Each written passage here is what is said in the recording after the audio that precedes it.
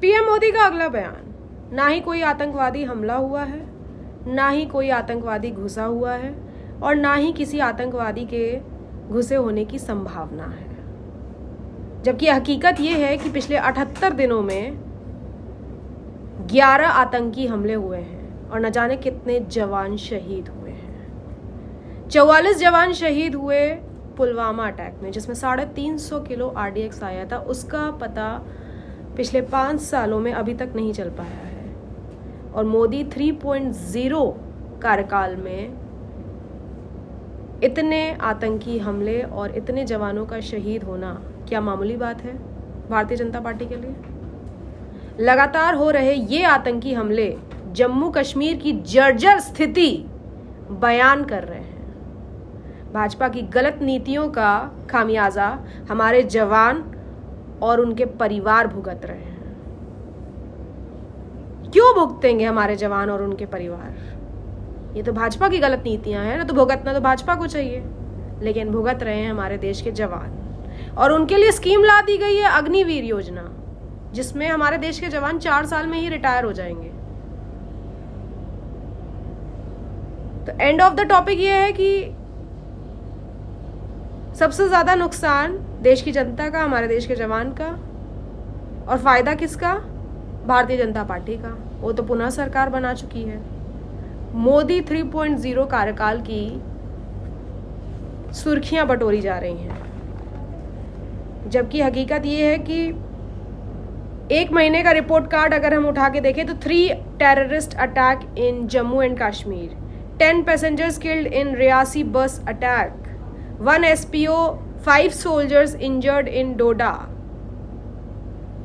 1 CRPF constable और 2 terrorist Kathua में मारे जाते हैं। Police personal injured in Doda's Gandoh, 3 terrorist killed in डोडाज,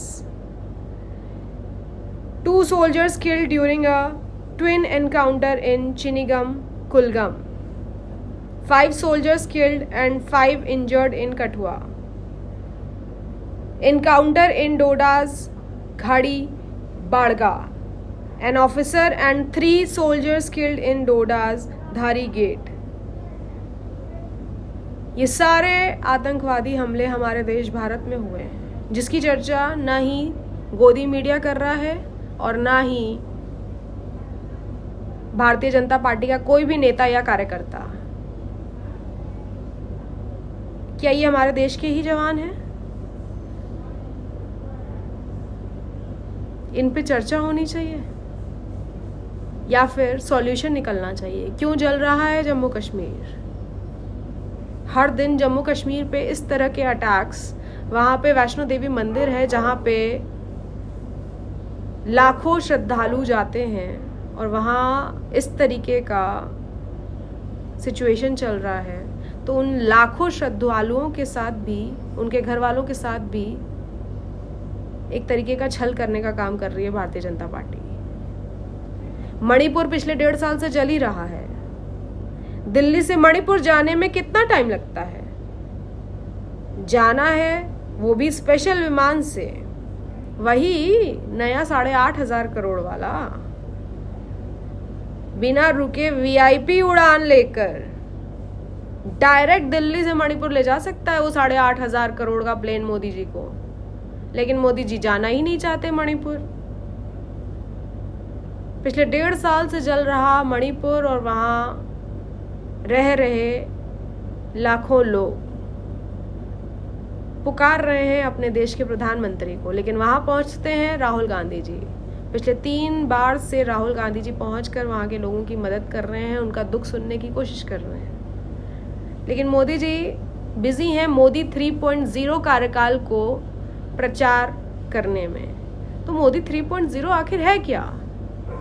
Modi 3.0 कार्यकाल में मात्र 38 दिन के अंदर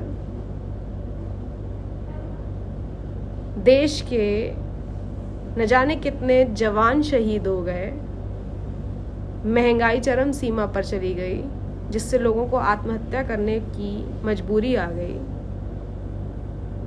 पेपर लीक हो गए UG के PG के, जिससे करोड़ों युवाओं का भविष्य अंधकार में चला गया। क्या यही है 3.0? क्या इसी के लिए देश की जनता ने फिर से एनडीए की सरकार को बहुमत दिया है?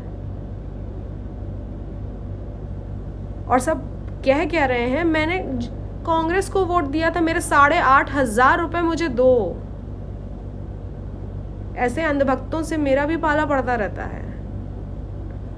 कांग्रेस के मैनिफेस्टो में साफ साफ लिखा था कि हमारी सरकार बनेगी तो 8,500 रुपए महीना देंगे हम महिलाओं को, लेकिन सरकार नहीं बनी। सरकार बनी एनडीए की। सवाल पूछना चाहिए एनडीए सरकार से, तो सवाल पूछते हैं अंधभक्त कांग्रेस सरकार से, इंडिया गठबंधन से।